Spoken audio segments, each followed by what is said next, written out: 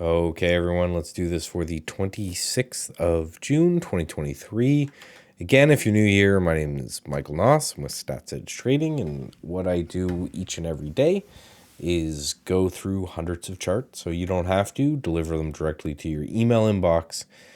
Just go to statsedgetrading.com to sign up for the email list. You get basically all of the video gets sent right to you, and then all of the screenshots that you see me use, and then a whole bunch that you don't, just because I don't want to cover every single chart that I take screenshots for. So again, if you're interested, you can go there completely for free, no strings attached. Also, I have a free trading course, 39 lessons long, where I took my wife, who had never traded before in her life, and just taught her the basics of trading. So you can find all that at statsedgetrading.com. So without further ado, let's get into it here. Bitcoin really hasn't moved much. I do a weekend analysis every Friday where I go over the weekly charts, and I talked about all of that with Bitcoin. From since then, right, really nothing's happened. A little bit of a pullback, but so far it's a tight range right at this resistance point. And that's what you want to see when if you're looking to break resistance. You want to see it come up and then just not immediately reject and get tanked, but you want it to come up and hold at that level.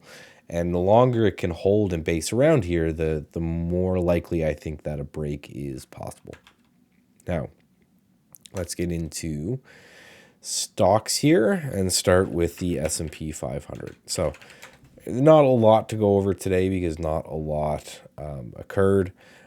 Right, little tiny kind of doji day here on the SPY, not really too much action up or down. But it's important to note, if you look back here on the for this high rate here, this is where things really got going when we broke. This is the August high. You can see we based a little bit under the August high, and then we popped up.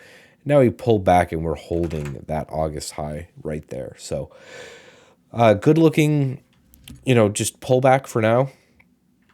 Nothing to write home about. Nothing really to go crazy about yet. If we can't hold that August high, then we might need to start to look a little bit more and consider more action. So the other thing to note is I talked about this on the on Thursday right here, that I was watching the anchored VWAP on KRE to see if there was a good chance to pick some up here. I did pick some up on the pullback to this anchored VWAP. I'm trading around a core position on KRE while I want to kind of make sure that if we are seeing a bottom and banks are going to stop exploding, then I'm in a good place to have some for a reversal. And then lastly, from the ETF space, we have semiconductors pulling back right to the anchored VWAP before this massive gap, which would have been NVIDIA's earnings and the whole AI stuff. So if we can hold here and start to push higher, then it might be good for it might be good for a little bit of a level on SMH, which again is the semiconductor industry. So you could pick your own semi and kind of just go from there. So some names that I just want to talk about. So THO, I actually bought some today. We talked about this one here. Just again, this is quickly becoming my favorite play. And to scan that we have in trade ideas, it's just the anchored VWAP before this gap. We pulled back into it, bounced off of it, and then we pulled back a little bit more. We're shy of it, and then we had a big push today. And the market was down today and had a little inside day, but THO was really, really strong. So that made me want to get involved in that name. UNM, which we talked about a few days ago, UNM. I also pulled the trigger on that. Same kind of idea. This was from TI Strength, which is the relative strength scanner that we have at Trade Ideas. You can learn more about that at statsedgetrading.com. But again, these just show strong names that have statistically proven to outperform the market in the long run.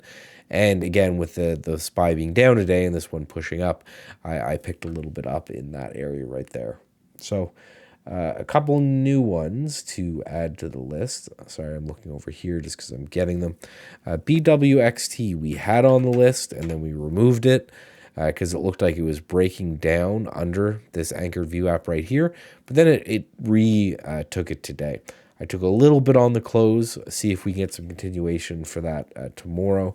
We got PDCO. This is another one that was added. Again, just playing with this anchored VWAP before the gap scan. and you can see it's kind of holding in this area. So 32 bucks if we can do that tomorrow. That's super interesting to me. And that's it for new plays. This next, I want to keep a close eye on this. I just wanted to note that real quick. But NEXT, again, same setup, anchored view up before the gap. But you can see now we have 3 bottoming tails where it's fighting with this. It sells under it, and then a buyer comes in. Then it sells under it, and then a buyer comes in. So again, with some relative strength to the overall market, I like the look of this one if we can get going here. And if you look here, these picture-in-picture charts, these are the charts on kind of the weekly candles, and you can see a nice look. If it can get above this high right here, which is about 850 or so, then things could look good on next. So that is it for today. I'll see you guys tomorrow. Again, remember to sign up for the email list at statsedgetrading.com.